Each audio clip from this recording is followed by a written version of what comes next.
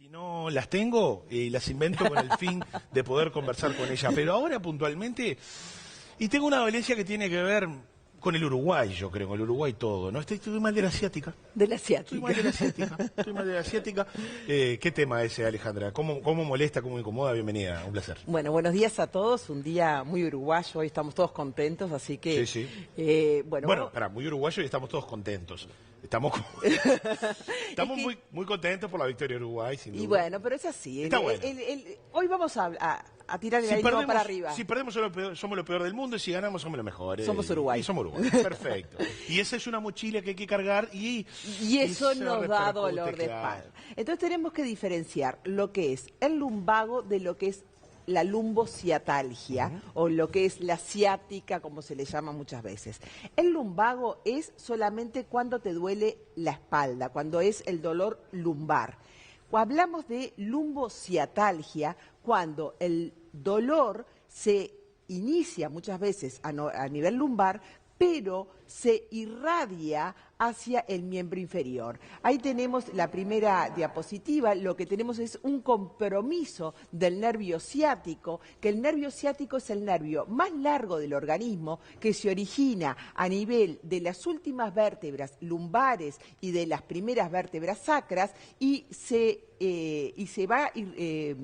forma a partir de raíces y se va proyectando, se va irradiando, se forma y se va se conduce en todo el miembro inferior y va dando ramificaciones para dar la motricidad y la sensibilidad de toda la pierna. Entonces, se forma, es una radiculopatía, son raíces que salen de la médula y forman un tronco nervioso. Entonces, la afectación de esas raíces es lo que nos da el dolor.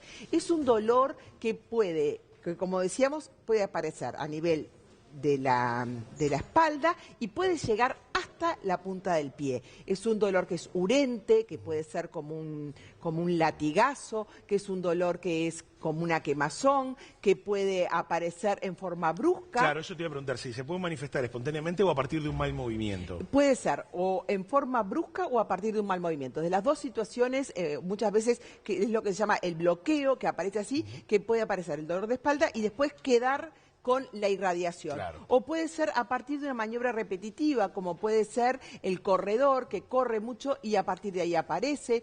Y la causa fundamental de la lumbociatalgia o la causa más frecuente es la hernia de disco. La hernia de disco, nosotros tenemos que a nivel de columna tenemos una vértebra, un disco, otra vértebra y tenemos los nervios. Si nosotros vemos la diapositiva que viene ahora, ahí tenemos lo que es los discos intervertebrales. Los discos tienen un anillo pulposo, un anillo y un núcleo pulposo. El núcleo pulposo, como ves, es una sustancia gelatinosa que el anillo hace que esté mantenido dentro de ese anillo y lo que hace es amortiguar el impacto entre vértebra y vértebra y permite que la columna tenga cierta movilidad, pero que no se lastime. Entonces, cuando hay una alteración a nivel... Cuando nosotros, por ejemplo, nos flexionamos hacia adelante, lo que vemos es que ese núcleo pulposo se van rompiendo las fibras del anillo y va saliendo, es parte de ese núcleo hacia atrás, como vemos ahí, hay una protrusión hacia atrás de ese núcleo pulposo y va tocando las raíces y esa raíz es la que forma parte del nervio ciático y es lo que nos puede producir el dolor. Ahí, eso es la imagen de una hernia de disco. Eso es lo que nosotros vemos como una hernia de disco. Y esa hernia de disco es lo que produce el dolor y es lo que produce la ciática. Esa es la causa más frecuente de lo que nosotros llamamos como una ciática. ¿Pero puede producirse la ciática sin llegar a herniar, a tener Puede hernia? producirse dos cosas. Podemos tener hernia de disco sin ciática y podemos tener ciática sin hernia de disco.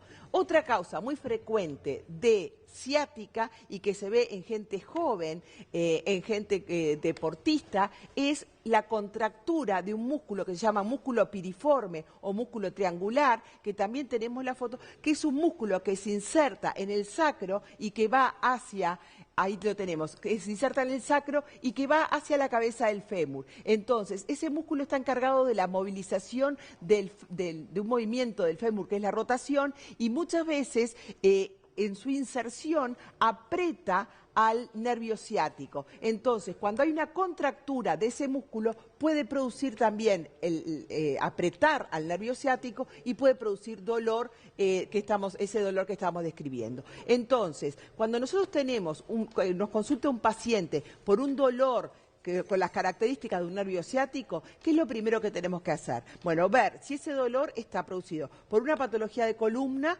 o está producido por otro tipo de patología. Dentro de la patología de columna, la más frecuente, la hernia de disco, pero pueden ser otras patologías. Puede ser solamente que haya una inflamación en el disco, que se liberen mediadores y que eso genere dolor. Vayamos, Alejandra, ¿cuáles serían, digamos, el proceso de recuperación de una lesión de estas características? Entonces, lo primero que tendríamos que hacer es, ¿hay que hacer una placa o no hay que hacer una placa? Entonces, la placa nos sirve para más que nada para descartar que no haya la fractura descartar diagnósticos diferenciales o diagnósticos más importantes, por ejemplo, que no haya un cáncer, que no haya una fractura, que no haya una luxación, que no haya algo muy importante, que no es lo más frecuente, Entonces, muchas veces nosotros hacemos un tratamiento médico con antiinflamatorios y vemos la evolución. Si el dolor persiste en el tiempo, recién ahí hacemos estudios que puede ser la placa y después estudios más completos como puede ser la tomografía, que es lo que nos va a dar el estudio de si hay o no hernia de disco, que es lo que tenemos que hacer. ¿Y en el caso de confirmarse? En el caso de confirmarse, el tratamiento en el 90% de los casos es un tratamiento médico que es con analgésicos, con fisioterapia y con antiinflamatorios. No reposo. Bueno, lo del reposo, eso es a veces, no es, claro, se le da reposo en las primeras 24 o 48 horas y después es la movilidad. Pero eso es de indicación del fisioterapeuta y del traumatólogo y neurocirujano. Cada cual tiene su escuelita, yo ahí no me voy a meter, pero lo que sí es importante es que cuando hay una resonancia que muestra que hay hernias de disco como las que vimos, no todas las hernias de disco son sintomáticas. O sea, el que yo me haga una resonancia y encuentre hernias de disco, no quiero decir que voy a tener patología, ni todas las hernias de disco son quirúrgicas, porque uno a veces se encuentra con unas resonancias horribles o unas tomografías horribles y dice, bueno, esto es... No, eso no tiene traducción clínica. Lo que nosotros encontramos en un examen es un examen y lo que encontramos en la clínica es una clínica. Nosotros debemos tratar pacientes y su sintomatología y no exámenes. Perfecto. Alejandra Rey, muy clara como siempre. Un placer. Nos reencontramos el miércoles. Nos reencontramos el miércoles que viene.